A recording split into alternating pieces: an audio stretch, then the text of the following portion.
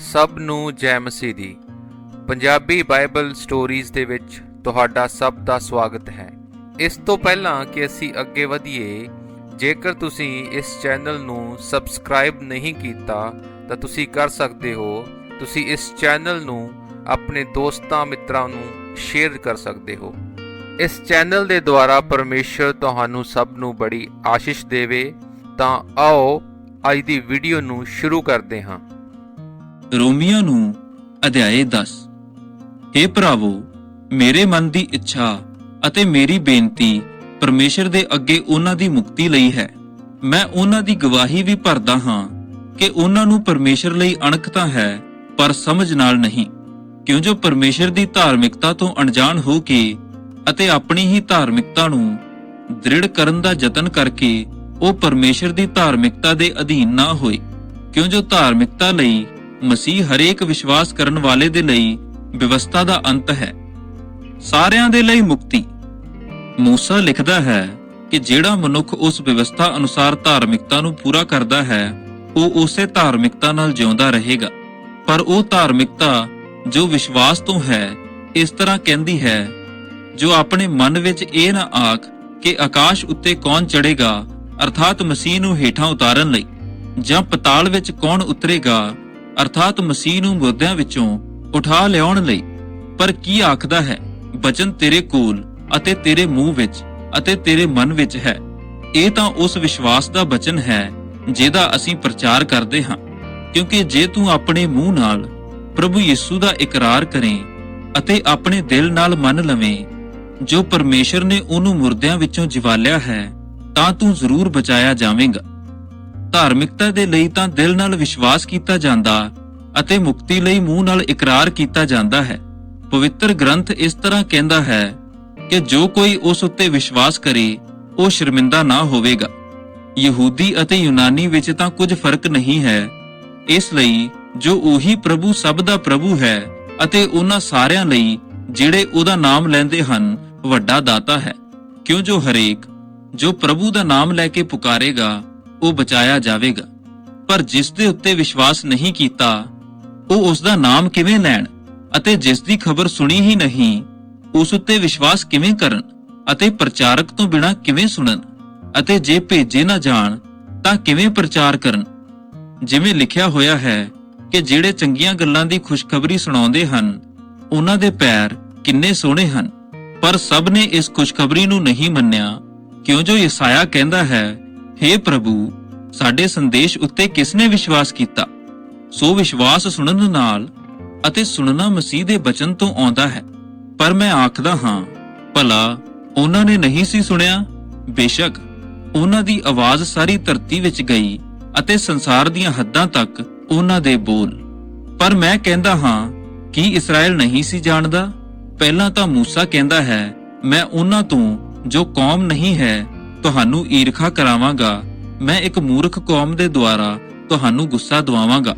ਫਿਰ ਯਸਾਇਆ ਵੱਡੀ ਦਲੇਰੀ ਨਾਲ ਕਹਿੰਦਾ ਹੈ, ਜਿਨ੍ਹਾਂ ਨੇ ਮੈਨੂੰ ਨਹੀਂ ਭਾਲਿਆ ਉਹਨਾਂ ਨੇ ਮੈਨੂੰ ਪਾ ਲਿਆ, ਅਤੇ ਜਿਨ੍ਹਾਂ ਨੇ ਮੈਨੂੰ ਨਾ ਪੁੱਛਿਆ ਮੈਂ ਉਹਨਾਂ ਉੱਤੇ ਪ੍ਰਗਟ ਹੋਇਆ। ਪਰ ਇਸਰਾਏਲ ਦੇ ਬਾਰੇ ਉਹ ਕਹਿੰਦਾ ਹੈ, ਮੈਂ ਇੱਕ ਅਣਆਗਿਆਕਾਰੀ ਅਤੇ ਵਿਵਾਦ ਕਰਨ ਵਾਲੀ ਪਰਜਾ ਵੱਲ ਸਾਰਾ ਦਿਨ ਆਪਣੇ ਹੱਥ ਪਸਾਰੇ ਰਿਹਾ। ਰੋਮੀਆਂ ਨੂੰ ਅਧਿਆਇ 11। ਇਸਰਾਏਲ ਉੱਤੇ ਪਰਮੇਸ਼ਰ ਦੀ ਦਇਆ। ਸੋ ਮੈਂ ਕਹਿੰਦਾ ਹਾਂ, ਕੀ ਪਰਮੇਸ਼ਰ ਨੇ ਆਪਣੀ ਪਰਜਾ ਨੂੰ ਛੱਡ ਦਿੱਤਾ? ਕਦੇ ਨਹੀਂ। ਮੈਂ ਵੀ ਤਾਂ ਇਸਰਾਏਲੀ ਹਾਂ, ਅਬਰਾਹਮ ਦੇ ਵੰਸ਼ ਅਤੇ ਬਿਨਯਾਮੀਨ ਦੇ ਗੋਤ ਵਿੱਚੋਂ ਹਾਂ। ਪਰਮੇਸ਼ਰ ਨੇ ਆਪਣੀ ਉਸ ਪਰਜਾ ਨੂੰ ਨਹੀਂ ਛੱਡਿਆ ਜਿਹਨੂੰ ਉਸਨੇ ਪਹਿਲਾਂ ਹੀ ਜਾਣਿਆ ਸੀ। ਭਲਾ ਤੁਸੀਂ ਇਹ ਨਹੀਂ ਜਾਣਦੇ ਕਿ ਪਵਿੱਤਰ ਗ੍ਰੰਥ ਏਲੀਆ ਦੀ ਕਥਾ ਵਿੱਚ ਕੀ ਕਹਿੰਦਾ ਹੈ ਕਿ ਉਹ ਪਰਮੇਸ਼ਰ ਦੇ ਅੱਗੇ ਇਸਰਾਏਲ ਦੇ ਵਿਰੁੱਧ ਕਿਸ ਤਰ੍ਹਾਂ ਫਰਿਆਦ ਕਰਦਾ ਹੈ ਕਿ हे ਪ੍ਰਭੂ, ਉਹਨਾਂ ਨੇ ਤੇਰੇ ਨਬੀਆਂ ਨੂੰ ਜਾਨੋਂ ਮਾਰ ਦਿੱਤਾ ਅਤੇ ਤੇਰੀਆਂ ਜਗਵੇਦੀਆਂ ਨੂੰ ਢਾ ਦਿੱਤਾ, ਅਤੇ ਹੁਣ ਮੈਂ ਹੀ ਇਕੱਲਾ ਰਹਿ ਗਿਆ ਹਾਂ ਅਤੇ ਉਹ ਮੇਰੀ ਜਾਨ ਦੇ ਵੀ ਖੋਜੀ ਹਨ। ਪਰ ਪਰਮੇਸ਼ਰ ਨੇ ਉਸ ਨੂੰ ਕੀ ਉੱਤਰ ਦਿੱਤਾ? ਮੈਂ ਆਪਣੇ ਲਈ 7,000 ਮਨੁੱਖਾਂ ਨੂੰ ਰੱਖ ਛੱਡਿਆ ਹੈ ਜਿਨ੍ਹਾਂ ਨੇ ਬਾਲ ਦੇ ਅੱਗੇ ਗੋਡੇ ਨਹੀਂ ਟੇਕੇ। ਇਸੇ ਤਰ੍ਹਾਂ ਹੁਣ ਵੀ ਕਿਰਪਾ ਨਾਲ ਚੁਣੇ ਹੋਏ ਕਿੰਨੇ ਹੀ ਲੋਕ ਬਾਕੀ ਹਨ। ਪਰ ਇਹ ਜੋ ਕਿਰਪਾ ਤੋਂ ਹੋਇਆ ਤਾਂ ਫਿਰ ਕਰਮਾਂ ਤੋਂ ਨਹੀਂ। ਨਹੀਂ ਤਾਂ ਕਿਰਪਾ ਫਿਰ ਕਿਰਪਾ ਨਾ ਰਹੀ। ਤਾਂ ਫਿਰ ਕੀ ਨਤੀਜਾ ਨਿਕਲਿਆ? ਇਹ ਕਿ ਜਿਸ ਗੱਲ ਦੀ ਇਸਰਾਇਲ ਖੋਜ ਵਿੱਚ ਸੀ ਸੋ ਉਹਨੂੰ ਨਾ ਲੱਭੀ, ਪਰ ਚੁਣਿਆ ਹੋਇਆਂ ਨੂੰ ਲੱਭੀ ਹੈ, ਅਤੇ ਬਾਕੀ ਦੇ ਲੋਕਾਂ ਦੇ ਮਨ ਪੱਥਰ ਕੀਤੇ ਗਏ। ਜਿਵੇਂ ਲਿਖਿਆ ਹੋਇਆ ਹੈ ਕਿ ਪਰਮੇਸ਼ਰ ਨੇ ਅੱਜ ਦੇ ਦਿਨ ਤੱਕ ਉਹਨਾਂ ਨੂੰ ਸੁਸਤ ਤਬੀਅਤ ਦਿੱਤੀ ਅਤੇ ਉਹਨਾਂ ਨੂੰ ਅਜਿਹੀਆਂ ਅੱਖਾਂ ਦਿੱਤੀਆਂ ਜੋ ਨਾ ਵੇਖਣ, ਅਤੇ ਅਜਿਹੇ ਕੰਨ ਦਿੱਤੇ ਜੋ ਨਾ ਸੁਣਨ। ਅਤੇ ਦਾਊਦ ਕਹਿੰਦਾ ਹੈ, ਉਹਨਾਂ ਦੀ ਮੇਜ਼ ਉਹਨਾਂ ਲਈ ਫਾਹੀ ਅਤੇ ਫੰਦਾ, ਠੋਕਰ ਅਤੇ ਸਜ਼ਾ ਦਾ ਕਾਰਨ ਬਣ ਜਾਵੇ। ਉਹਨਾਂ ਦੀਆਂ ਅੱਖਾਂ ਉੱਤੇ ਹਨੇਰਾ ਛਾ ਜਾਵੇ ਤਾਂ ਜੋ ਉਹ ਨਾ ਵੇਖਣ, ਅਤੇ ਉਹਨਾਂ ਦੀ ਕਮਰ ਸਦਾ ਤੱਕ ਝੁਕਾਈ ਰੱਖ। ਸੋ ਮੈਂ ਆਖਦਾ ਹਾਂ, ਭਲਾ ਉਹਨਾਂ ਨੇ ਇਸ ਲਈ ਠੋਕਰ ਖਾਧੀ ਕਿ ਡਿੱਗ ਪੈਣ? ਕਦੇ ਨਹੀਂ, ਸਗੋਂ ਉਹਨਾਂ ਦੀ ਭੁੱਲ ਦੇ ਕਾਰਨ ਪਰਾਈਆਂ ਕੌਮਾਂ ਨੂੰ ਮੁਕਤੀ ਪ੍ਰਾਪਤ ਹੋਈ ਕਿ ਉਹਨਾਂ ਦੀ ਅਣਖ ਨੂੰ ਜਗਾਵੇ। ਜੇ ਉਹਨਾਂ ਦੀ ਭੁੱਲ ਸੰਸਾਰ ਦਾ ਧਨ ਅਤੇ ਉਹਨਾਂ ਦਾ ਘਾਟਾ ਪਰਾਈਆਂ ਕੌਮਾਂ ਦੇ ਲਈ ਧਨ ਦਾ ਕਾਰਨ ਹੋਇਆ, ਤਾਂ ਉਹਨਾਂ ਦੀ ਭਰਪੂਰੀ ਕੀ ਕੁਝ ਨਾ ਹੋਵੇਗੀ। ਪਰਾਈਆਂ ਕੌਮਾਂ ਵਾਲਿਆਂ ਦੀ ਮੁਕਤੀ ਪਿਉਂਦ ਚੜਾਉਣ ਦਾ ਉਦਾਹਰਣ। ਮੈਂ ਗੈਰ ਕੌਮ ਵਾਲਿਆਂ ਨਾਲ ਬੋਲਦਾ ਹਾਂ, ਅਤੇ ਮੈਂ ਜੋ ਪਰਾਈਆਂ ਕੌਮਾਂ ਦਾ ਰਸੂਲ ਹਾਂ, ਮੈਂ ਆਪਣੀ ਸੇਵਾ ਦੀ ਵਡਿਆਈ ਕਰਦਾ ਹਾਂ, ਜੋ ਮੈਂ ਕਿਵੇਂ ਆਪਣੀ ਕੌਮ ਨੂੰ ਅਣਖੀ ਬਣਾਵਾਂ ਅਤੇ ਉਹਨਾਂ ਵਿੱਚੋਂ ਕਈਆਂ ਨੂੰ ਬਚਾਵਾਂ।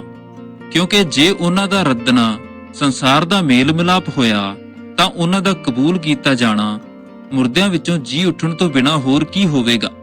ਅਤੇ ਜੇ ਪਹਿਲਾ ਪੇੜਾ ਪਵਿੱਤਰ ਹੈ, ਤਾਂ ਸਾਰਾ ਆਟਾ ਵੀ ਪਵਿੱਤਰ ਹੋਵੇਗਾ, ਅਤੇ ਜੇ ਜੜ ਪਵਿੱਤਰ ਹੈ, ਤਾਂ ਟਹਿਣੀਆਂ ਵੀ ਪਵਿੱਤਰ ਹੋਣਗੀਆਂ।